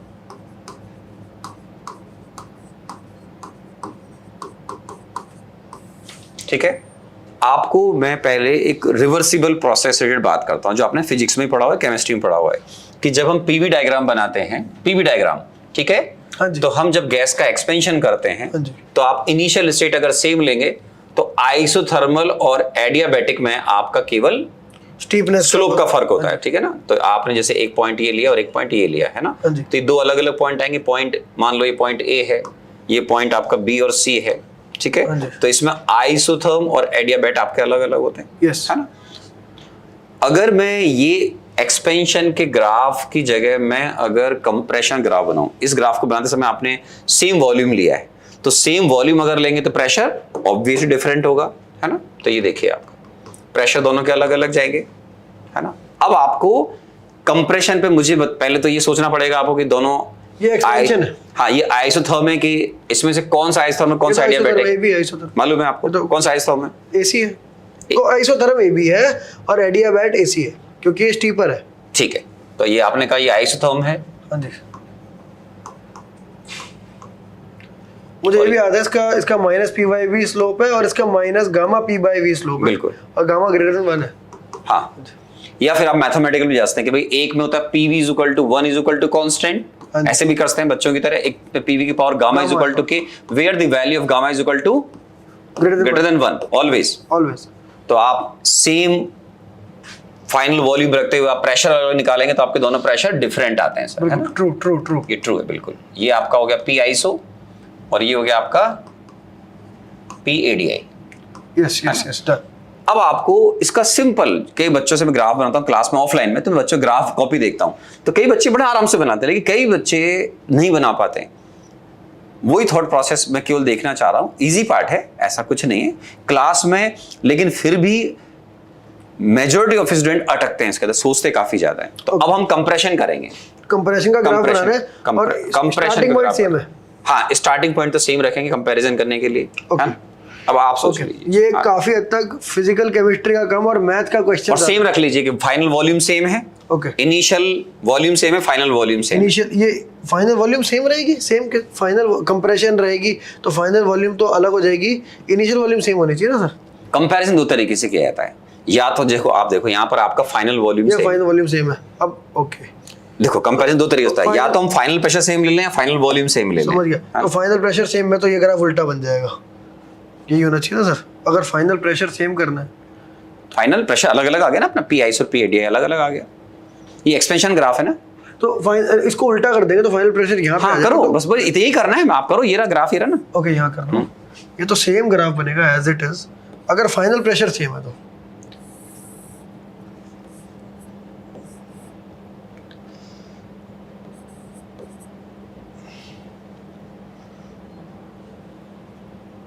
ये आइसो आइडिया दोनों का सेम है और ये है P1 आइसो और ये P1 आइडिया, ये है ग्राफ। गलत, अब और सोचो इस फाइनल। हाँ देखो क्या हो रहा है, आपके तो पॉइंट ही सेम नहीं है, देखो ना आप जब कंपैरिजन स्टार्ट करें दोनों एक ही पॉइंट चलना शुरू करोगे, सिस्टम की इनिशियल स्टेट सेम होनी चाहिए, आपके सिस्टम की इनिशियल स्टेट ही सेम नहीं है, इसका प्रेशर वॉल्यूम कुछ और है, इसका प्रेशर लगे, इसका प्रेशर लगे, सेम पॉइंट से स्टार्ट करो। ओके, मैं फिर से सोचता हूँ दोबारा, आराम से। ठीक है, मुझे बस ये बनाना है, मैं फिर से एक बार सवाल को रीट्रेट कर रहा हूँ। इनिशियल प्रेशर और वॉल्यूम सेम रहेगा, पहली बात बिल्कुल बिल्कुल सही, एकदम सही, तभी ग्राफ है, तभी ग्राफ। तो यानी कि इस पॉइंट, ये हमारा ए पॉइंट है, बिल्कुल अब जो होएगा यहाँ से चालू होएगा। मुझे बनाना अब इसके क्या है? दो पॉसिबल ग्राफ बनते हैं, या तो आप प्रेशर फाइनल सेम रख लो, ओके, या वॉल्यूम सेम रख लो, दोनों सेम तो नहीं हो सकते ना, ओके, सिस्टम की स्टेट तो फाइनल लग जाएगी, तो आप दो में से एक को चूज कर लीजिए जो आपको अच्छा लगता है। समझ गया। तो प्रेशर ले लेते हैं और ये वॉल्यूम ले लेते हैं। प्रेशर फाइनल सेम का मतलब है, तो मैं वॉल्यूम पहले लेना हाँ चाहूँगा, आप ले लीजिए, जिसमें कि मुझे एक वर्टिकल लाइन मिलती है। ठीक है, ठीक है, अच्छा वॉल्यूम सेम रहेगी। अब यहाँ से एक बनेगा आइसोथर्म, वो ऐसे बनेगा, जो भी बनेगा, एक मिनट, आइसोथर्म यू बनेगा, मैं इसको और क्लीन बना दूंगा पर हाँ, आराम से सोच लीजिए। और एडियाबैट यू बनेगा, ये भी क्लियर है। और ये हमारा बी पॉइंट है और ये सी पॉइंट है, दिस इज एडियाबैटिक और दिस इज आइसोथर्मल, एंड ये यूं जा रहा है ऐसे। क्या ये ग्राफ सही है सर? ये सही है, ये सही, अब सही है। ओके, ये तो हो गया फाइनल वॉल्यूम। और प्रेशर सेम में क्या, प्रेशर सेम में ये ग्राफ हो गया यहाँ तक। फाइनल, अगर फाइनल प्रेशर सेम है तो ये हमारा सी पॉइंट बन जाएगा, है ना? बिल्कुल बिल्कुल ठीक है भाई, प्रेशर सेम कर दोगे तो वॉल्यूम अलग अलग हो जाएंगे। हाँ, एकदम सही अप्रोच है ना, ये तो बुक में मिल जाएगा। अब मैं आपसे ये तो आपका ट्रायल था, समझ रहे हैं आप। अब मेरा क्वेश्चन जो है वो है कि जो बुक्स में नहीं मिलता है, हम आते हैं एडियाबेटिक प्रोसेस पे, है ना। लास्ट क्वेश्चन है आपके लिए, टेंशन तो नहीं है? नहीं सर, तो देखो, हाँ तो देखो दो एडियाबेटिक के अंदर, adiabatic process,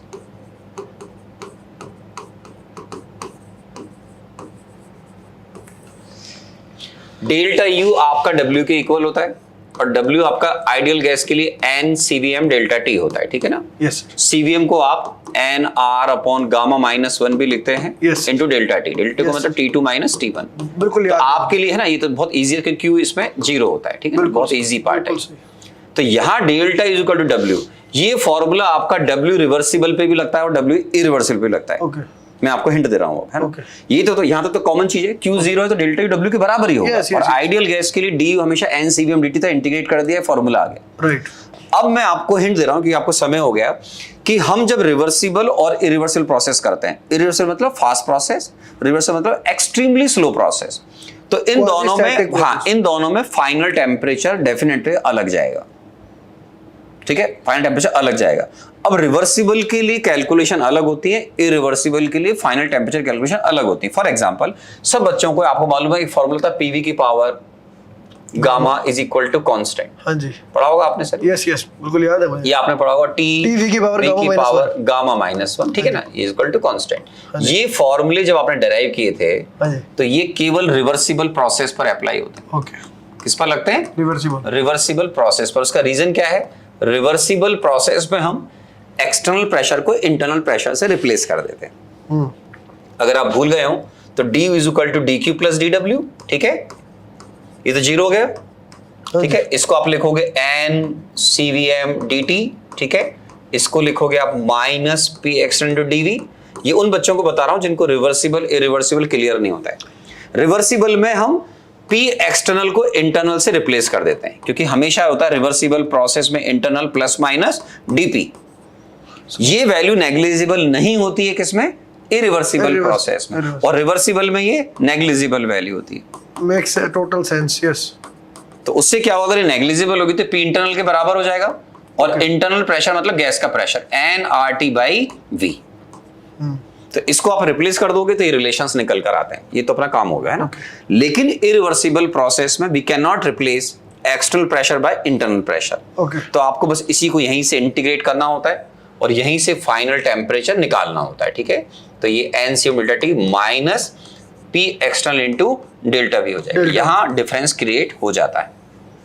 okay, easy language में ये इरिवर्सिबल वर्डन के बराबर है, du dw के बराबर है, तो डेल्टा u w के बराबर है। w आपका यही होता है, सिंपल, मैं बता दूं, बच्चों को भी पता होता है ये, आपको अगर भूल गए हो तो हेल्प करता हूं आपकी, कि dw जो होता है वो हमेशा लेटेस्ट थर्मोडायनेमिक साइन कन्वेंशन के अकॉर्डिंग माइनस pdv होता है। तो w इरिवर्सिबल निकालेंगे तो ये कभी भी आप एक्सटर्नल प्रेशर को इंटरनल से रिप्लेस नहीं कर सकते हैं। तो ये हमेशा p डेल्टा v की फॉर्म में आएगा, मतलब ब्लॉक बनेगा, स्क्वायर रेक्टेंगल जैसे आपके डायग्राम पे बनेंगे। अभी भी आपने देखा था, आपने खुद ने पीवी डायग्राम पर आपने अभी एडियाबैट के लिए ऐसा कुछ बनाया था, एक्सपेंशन इधर, कंप्रेशन उधर।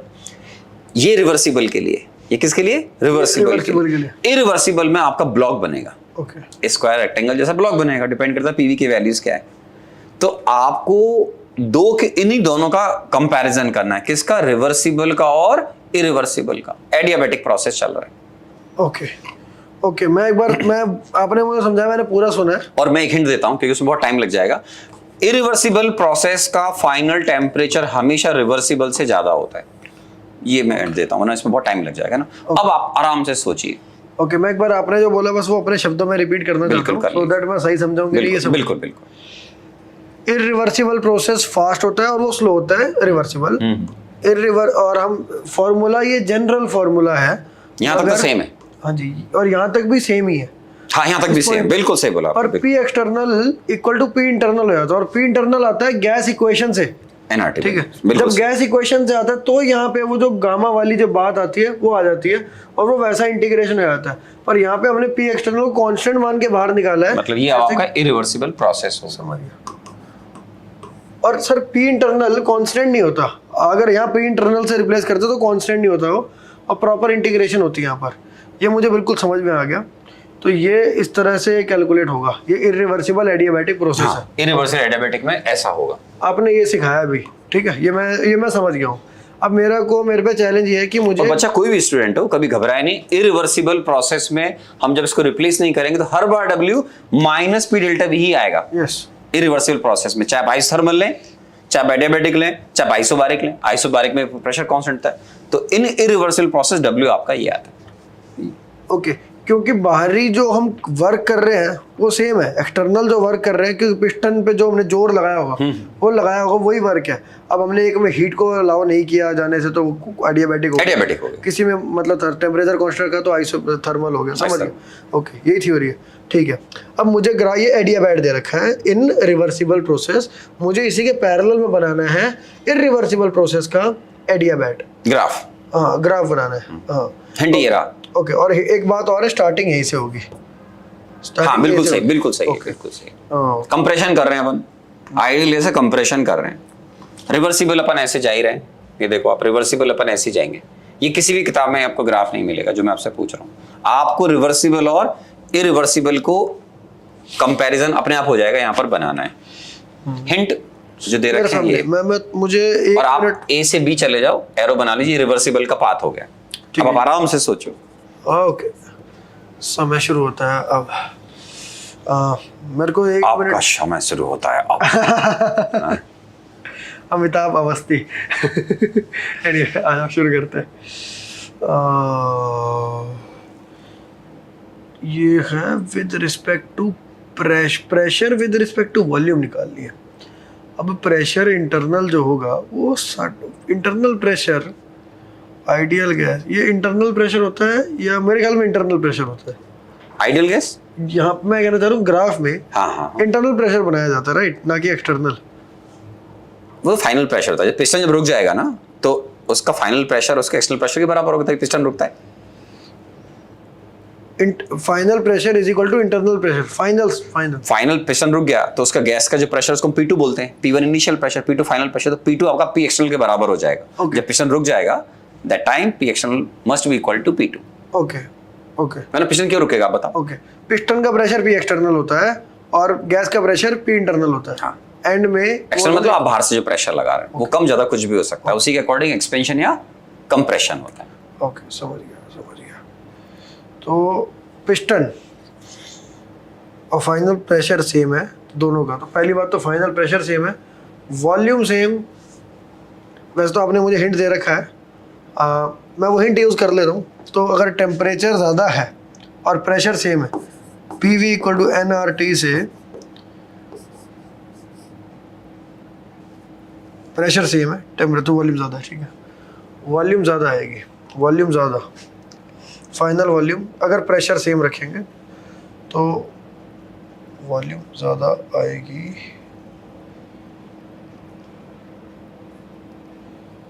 ओके, आप दो में से एक कंडीशन ले सकते हैं, या तो फाइनल वॉल्यूम सेम रखना है, फाइनल प्रेशर सेम Okay. रखना है, जो आपको अच्छा लगे। ओके, मैं प्रेशर ही सेम लेना चाहूँगा। आपने वॉल्यूम सेम लिया, कोई दिक्कत यहाँ नहीं। वॉल्यूम- हाँ कोई बात नहीं, आपने अच्छा, वॉल्यूम वॉल्यूम सेम सेम लेना चाहूँगा। ले लो, कोई दिक्कत ओके, नहीं। तो यहाँ प्रेशर ज़्यादा ये होगा। V1 हो गया, ये V2 हो गया, है ना। ठीक, यहाँ प्रेशर ज़्यादा होगा, ये जाहिर सी बात है, प्रेशर ज़्यादा होगा यहाँ पे। यहाँ पे कहीं ग्राफ एंड करेगा, बीच में क्या बनेगा ये मुझे नहीं पता। यहाँ तक ठीक जा रहा हूँ, यहाँ कहीं एंड करेगा ग्राफ ऊपर को, बीच में क्या बनेगा अभी बच्चों बताओ आपने ऐसा क्या सोचा। मैंने सोचा ऐसे कि हमने फाइनल वॉल्यूम को कौन सेम माना हुआ है, ठीक है, हाँ क्योंकि कहीं रुके हम वहाँ वॉल्यूम सेम होगा, ठीक है। अब अगर लेकिन टेम्परेचर, सर ने मुझे हिंट के तौर पे रखा है टेम्परेचर ज़्यादा रहा होगा तो फिर प्रेशर ज़्यादा होना चाहिए। अब प्रेशर वहाँ ज्यादा दिख रहा होगा आपको। प्रेशर ज़्यादा है, बी पॉइंट का मतलब आप रिवर्सिबल पे जा रहे हैं। हाँ जी, बी पॉइंट रिवर्सिबल का, इसको सी मान लो, ये सी है, ये आपका इरिवर्सिबल का हो गया, Yes, है ना। अब आगे सोचो आप, यानी यहाँ तक एंड पॉइंट्स क्लियर है, एंड पॉइंट क्लियर एकदम सही है। ओके, बीच में क्या हुआ होगा, volume pressure, pressure volume, pressure volume, pressure volume, PV PV PV pressure volume. Adiabatic है, हिंट ये रहा, ये हिंट है। वर्क इरिवर्सिबल, वर्क से work irreversible is P external delta V। Work irreversible होता है PV ग्राफ का इंटीग्रल, पर वो तो वो नहीं वर्क होता है, PV ग्राफ का इंटीग्रल होता है, वो तो इंटरनल वर्क होता है ना। क्या सर इस ग्राफ का इंटीग्रल, एक सवाल पूछो, इस ग्राफ का इंटीग्रल ही यही है, मतलब जो मैं ग्राफ बनाने वाला हूँ फाइनल। आप जो बना रहे हैं, हाँ जी, आपने जो बनाया AC उसमें ग्राफ जो- आपका प्रेशर वेरिएबल है, इसमें प्रेशर वेरिएबल नहीं है। प्रेशर वेरिएबल नहीं है, हाँ तो फिर एक्चुअल कांस्टेंट है ना। तो ये यू रहेगा, ठीक है, और ये यू रहेगा बस। ये। और इसमें एक बहुत बड़ा कंक्लूजन है जो किसी भी किताब में मेरे ख्याल से अभी नहीं होगा। आप इसमें ठीक से देखो, कलर से देखो, बढ़िया फर्स्ट क्लास कलरफुल। ये रिवर्सिबल का पाथ है, हाँ जी, ये इरिवर्सिबल का एक्सपेक्टेड पाथ बोलते हैं, बिकॉज ये प्रोसेस फास्ट होता है। फास्ट हुआ, बच्चे समझेंगे कौन सा वर्डन ज्यादा है। बहुत ज्यादा है वो। W irreversible is greater than W reversible। क्या कर रहे हैं, आइडियल गैस कंप्रेशन। अगर IIT एडवांस में कभी आ जाए तो ताज्जुब मत करना। सो वेल डन, आप अच्छा सोचते हैं, ठीक है, अपन थोड़ा आउट ऑफ टच हैं, बट बहुत बढ़िया अप्रोच है, सोच से अच्छा हो। और जो मैंने बोला ना इरिवर्सिबल प्रोसेस में, देखो ये वेरिएबल नहीं होता है, क्योंकि वेरिएबल होता फिर आप इसको इंटरनल प्रेशर से रिप्लेस ही कर देते, है ना। तो इसमें आपका जो P एक्सटर्नल है कभी भी इंटरनल प्रेशर से रिप्लेस नहीं किया जाता है, रिप्लेस नहीं किया जाता है। तो ये पार्ट जो है बहुत इंटरेस्टिंग है, बट अब कंक्लूजन बड़ा इंपॉर्टेंट है जी एडवांस के हिसाब से, कभी भी आ सकता है, आज तक आया नहीं पर आएगा कभी ना कभी सर। 20 साल से बच्चों को बता रहे, 20 साल ज्यादा इसका भी लॉजिक बताइए तो अब इरिवर्सिबल। इसमें एक्चुअली बहुत थ्योरी पढ़नी पड़ती है बच्चों को। Word delivered by the system हमेशा रिवर्सिबल में ज्यादा होता है। नहीं मैं ये तो मैं समझ गया पर वही बता रहा हूं। तो word delivered by the system जो होता है वो रिवर्सिबल में ज्यादा होता है, और work done on the system जो हम करते हैं, किसी सिस्टम के ऊपर आप काम करेंगे तो सिंगल स्टेज कंप्रेशन में सबसे ज्यादा होता है। ओके। और कंप्रेशन में टेम्परेचर बढ़ता है, कंप्रेशन टेम्परेचर बढ़ेगा एडियाबैटिक प्रोसेस में, समझ रहे हैं आप? हाँ जी। क्योंकि क्यू बाहर नहीं जा रहा है, अंदर बाहर हीट ट्रांसफर नहीं हो रहा, और एक्सपेंशन में टेम्परेचर गिरता है। शायद मैंने एक फॉर्मूला लिखा था ना मैं आपके लिए, या मैं दोबारा बताता हूँ। डेल्टा यू डब्ल्यू के बराबर है, देखो ये इसके इक्वल है।